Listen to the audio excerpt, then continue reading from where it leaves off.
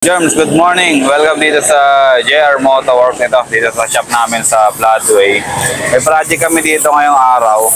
Dalawang ADB 160 na wawiringan natin. Yung isa tapos na, nakaalis na. Bali nilagyan natin siya ng Senlo X1 Plus tsaka Pia horn. This time, ito. ADB 160, nabaklas na namin and then ready na namin lahat ng gagamitin sa kanya. Yung harness, yung mga switches, kagaya nitong selector switch, yung ito, 3-in-1 switch, tapos itong tri-switch, 3-in-1 switch, okay na, naka-ready na. And then yung mga ballaster niya, kagaya nito, ballaster ng X1 Plus, naka-ready na rin, may terminal na. Ballaster nung Senlo X2 natin, okay na rin. Naka-terminal na rin siya. Activated lahat ng wire. Solo white, solo yellow, tsaka yung double color. And then yung Pia horn natin, original. Ito. Okay na rin. Ready na rin natin yung bracket na isampa na natin. Naikabit na natin yung isa. Ayun. Okay na. Ito yung rubber stopper, in-offer namin kay Sir. Ayun, pumayag naman siya na palitan natin. Nagawa na rin natin yan, kaya kung mapapansin nyo, nakabukas dito sa banda rito. Tinanggalan natin ng rubber stopper na stock, tapos pinalitan natin ng aftermarket na mas makapal. Dito naman, sa part na to sa may ibabaw, dito sa may mukha niya, nandito na yung harness natin or yung relay natin na animan. Yung isa dyan para sa horn, yung dalawa sa MDL niya, yung Senlo X1 Plus, high and low lang yun. And then yung tatlo, para dun sa Senlo X2, activated yung tatlong ilaw niya, solo white, solo yellow, tsaka yung dual color. Kaya ganyan karami yung relay natin, 6.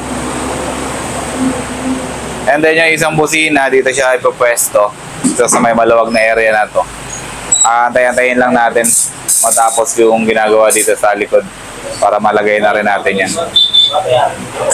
Ulitin ko, Senlo X1, Senlo X2, tsaka Pia horn yung kakabit natin dito with Nelson bracket. Ito, ulit ko lang yung bracket. Ito, Nelson bracket yung initial plan ni Sir. Floating type na bracket to. Stainless, powder coated ng black color. Ayan. Mamaya isusukat din natin yung kanyang crash guard.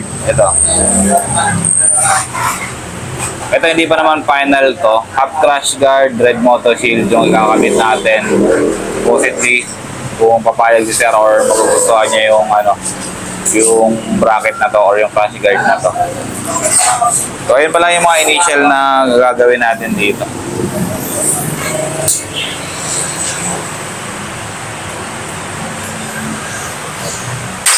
Ang kasama ko nga palang technician dito, ito. Loy.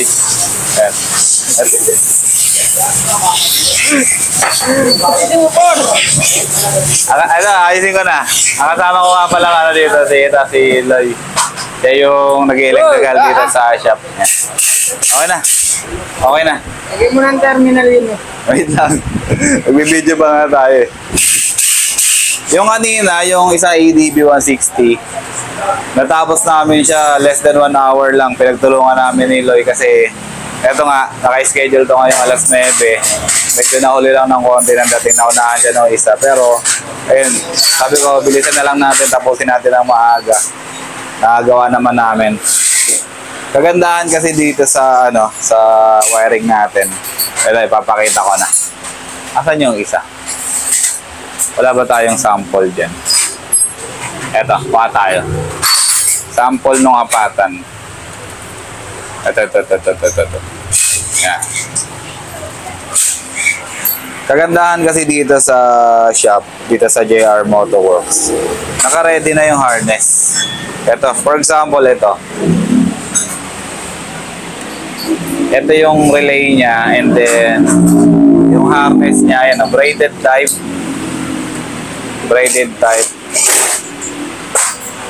Naka-ready na yan. Once na nagpa-schedule kayo sa amin, ipe-prepare na namin lahat ng kailangan ninyong materyales. So pagdating niya dito, kung available na yung gagawa, sasalang na natin yung motor ninyo, babaklasin na natin yung kaha, and then ganito na yung mangyayari sa kanya. Isasalpak na lang yung harness, yung switch, bubutasan na lang yung kailangan butasan. Ano na, plug and play na lang lahat ng ano natin, yung mga switches natin kasi naka-terminal na sila lahat. Kahit yung sa mga horn, di ba? Yung horn niya ganito. May ano na rin yan. Ayun. Naka-terminal na rin yan, braided na rin. So, goods na goods na talaga lahat. Bali, ano na lang, i-install na lang talaga. Kaya nga yung isa kanina nagulat kasi less than 1 hour, okay na agad yung motor niya. ADB 160 yun ha. Kasama yung pagbaklas ng harapan, pagbaklas ng likuran, yung rubber stopper.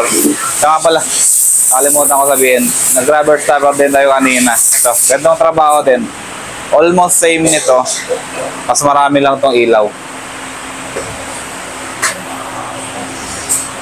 So kung magpapa-schedule kayo, mas maganda para ma-prepare na natin yung gagamitin. Papa-schedule kayo, sasabihin nyo na lahat ng item na gusto nyong ipakabit para ipe-prepare na natin dito sa baba. Para pagdating nyo, ano na tayo, good to go na tayo, tuloy-tuloy na yung trabaho natin. Dito naman sa other project natin, ayun, medyo laylo na tayo dito kasi ayun, kagaya nito, nagbablog na ako, hindi na ako nakakatulong dun sa ibang mga bagay-bagay. Hindi ko pa may kabit yung mga switches dito, passing switch, tri-switch, tsaka yung 3-in-1 switch, hindi ko pa may kabit kasi ito, ginagawa natin to. Mamaya, after siguro ng wiring natin, papakita ko sa inyo yung final na ayos dito. Kasi kung mapapansin nyo, ayan, yung mga terminal natin, hindi pa siya naka-fix. Ayan. Hindi pa naka-fix, hindi pa naka-connect. Hiwa-hiwalay pa. So, mamaya na lang. Balik na lang tayo mamaya kapag okay na. Kapag na-connect na natin yung mga switches natin dun sa harness. Ito, happy-awan lang natin ng konti itong ano dito. Ano ba yan? Click 125, click 150. Click 125. Ayan. Daanan lang natin tong click 125 dito. Mayroon tayo dito naka-schedule. Pero gagawin na rin. Click 125. Top overhaul lang yan. Top overhaul or yung engine refresh na mas kilala nyo sa ganyang tawag. Ang gagawa naman dito, yung mga technician natin, mga mechanic natin, ayan. Si team leader, Michael, saka si Angel Boy. Angel Boy, what are you doing? Ayan. Nagsusukat. Kunwari, professional. Nagsusukat lang ka. Kaya check kung original, walang bawas, walang ano, walang tapas, walang daya. Nung mga nakaraang linggo, naka-3 top overhaul yata kami. Ay, hindi. Ano yun, di ba? 3 biyak yun, di ba? ADB. Ayun. Nung mga nakaraang linggo, naka-3 ADB 160 kami. Biyak yung makina, palit ng sigunyal, tapos palit ng black step, piston ring, lahat. Patok yung mga makina. So, kaya yun. So, kung naghahanap kayo na mag-overhaul din ng makina nyo, ayun, kaya naman natin yan dito sa JR Motorworks. Ayun, mga bihasa na sa paggawa ng makina. Ito pa isa, si Yotuts. Totoy Grasa. Totoy Grasa, tingin ka dito. Ayan. Totoy Grasa, bihasa rin sa makina yan. Okay, Germs, balik na lang tayo mamaya. Update na lang tayo dito sa project natin, ADB 160. Kakapitan natin ng Senlo X1 Plus, Senlo X2, and then original Pia horn. See you later.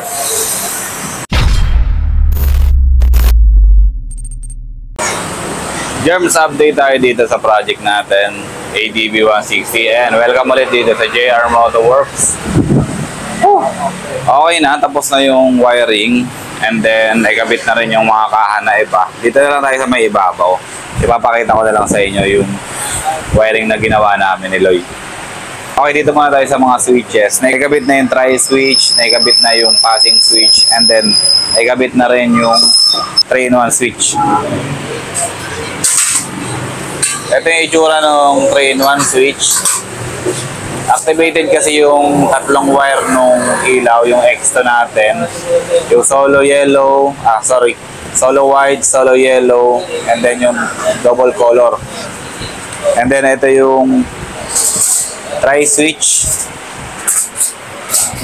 Tsaka syempre, yung passing switch natin. Dito naman sa kabila, ito yung selector natin. Usually naman, ito yung pinapakita ko sa inyo. Selector yan ng stock, tsaka loud horn. And then the rest, ito na yung mga terminal natin. Terminal connector natin, naka-tidy na. Tingnan nyo naman yan. Tingnan nyo naman kung gaano kalinis yung pagkaka-tidy ng mga wire natin.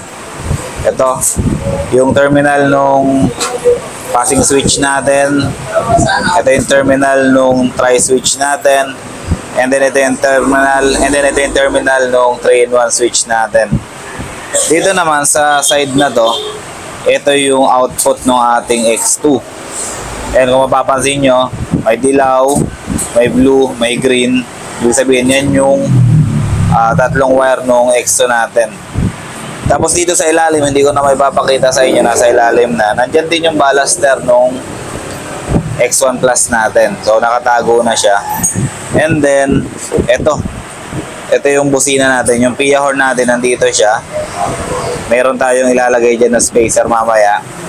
And then magpapalit tayo ng bolt para makakapit yung busina natin. So ganyan tayo mag-tidy ng mga wiring natin. Walang kalat, malinis. Maganda pa rin tingnan kahit naglagay tayo ng 6 na relay dito. Wala siyang kakalat-kalat, walang masama sa paningin, walang eyesore, walang kahit ano. Dito, yung wire ng ballaster natin, kung nakikita nyo, naka-tidy rin yan. So, para talagang malinis na malinis yung gawa natin dito sa motor na to. And ayan, nilinisan na rin natin yung area para magmukhang bago ulit yung motor. Mawala yung mga alikabok, mawala yung mga dumi-dumi. Para pagbigay natin kay sir, pag-deliver natin kay sir, pag-turnover natin sa kanya ng motor niya. Kaya siguradong matutuwa siya dyan. Dito naman sa ano natin, sa may busina. Ayan. Naka-terminal yan, tapos makikita nyo yung mga wire natin, makakapal talaga. Ayan. Yung pinakita ko sa inyo kanina na harness, yung mga naka-braided type na insulation. Ayun na yung mga ginagamit natin ngayon, bago na yung harness natin. Ito na yung panibagong version ng ginagawa nating harness para dito sa ADB 160. And then, siya nga pala, pahapyawan ko na rin sa mga susunod na araw, papakita ko na rin sa inyo yung bago nating harness para sa mga small scooter. For example, yung Click 125, Honda Beat, tapos yung mga Mio. Meron tayong ginawang bagong harness para sa kanila. Yung medyo light lang yung price. Ito, papakita ko sa inyo.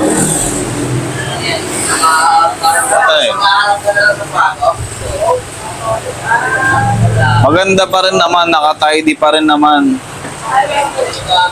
Ito. Maganda rin yung pagkakagawa ko dito. Ito siya. Ito yung harness na ginawa natin. Nakaayos din yan. Kung mapapansin nyo, wala pa siyang terminal kasi hindi pa tapos. Kaya hindi ko pa siya nilalunch talaga, hindi ko pa ina-announce. Ito, pahapyawan lang natin. Ito yung tsura niya. Naka-flexible yan. Yung wire natin, same lang yung ginagamit natin, makakapal din. Dito lang siya nagkaiba sa relay na ginagamit natin. Nakasakit pa rin. Lego type pa rin yung socket na gamit natin dyan. Ayan yung itsura ng relay niya, yung transparent. Ito yung common. Ito yung common na ginagamit talaga ng mga nag-i-install ng ilaw. Pero tayo, dalawa yung ginagamit natin. Maganda na lang tayo, mag-focus na lang tayo dyan sa ibang vlog siguro. Sa ngayon, pahapyaw lang muna kasi hindi pa tapos. Mayroon pa tayong ibang ginagawa. Yung tatluhan naman, yung may busina. Ayun, ano lang yan, MDA lang yun, tsaka, ano ba? Ayun, MDA lang pala yun, tsaka high and low niya. Yun lang yung function niya. May passing din siya.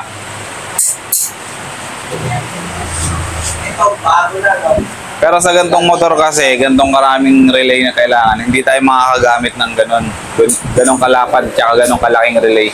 Hindi siya akmal dito, hindi pa pwede.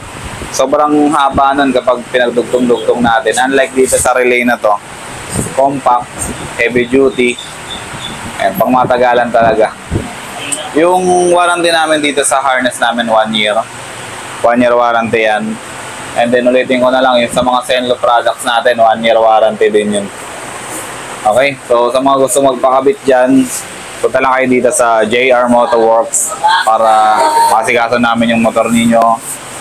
Ma-assess natin kung ano yung maganda or ano yung babagay sa motor niyo. Kung ano yung babagay sa motor nyo, mga ilaw. Available naman sa atin. Yan, mga Zenlo products, Last X, Philid. Yan, meron pa tayo dyan. Sa ngayon, ang ginagawa ni Loy, eto. Ang ginagawa mo? Para kang nag-ano dyan, Nakabalas ng balot ng Nelson bracket. Ito yung Nelson bracket natin, yung stainless steel na powder coated ng black. Nakabalot siya nung ano ba tawag sa plastic na yan? Stretch film. Stretch film yun. Nakabalot siya ng ganun, kaya medyo mahirap tanggalin. Shoutout ko nga si Nelson Bracket. Nelson Bracket, ang hirap baklasin ng balot. Balutan mo na lang po ng ano, ng... Hindi, Jaryo. O kaya yung bubble wrap. Mahirap. Mahirap baklasin. additional time yung nagagamit dito. Baka pwedeng kahit ano na lang, Jaryo. Mas effective pa yung Jaryo kasi mas makapal siya compare dito sa stretch film. So, suggestion lang naman. Na tayo dito, tapusin na natin yung vlog natin dito kasi na-testing na rin naman natin to. Ipapakita ko na lang sa inyo yung finished product dito sa video na to. Panoorin nyo.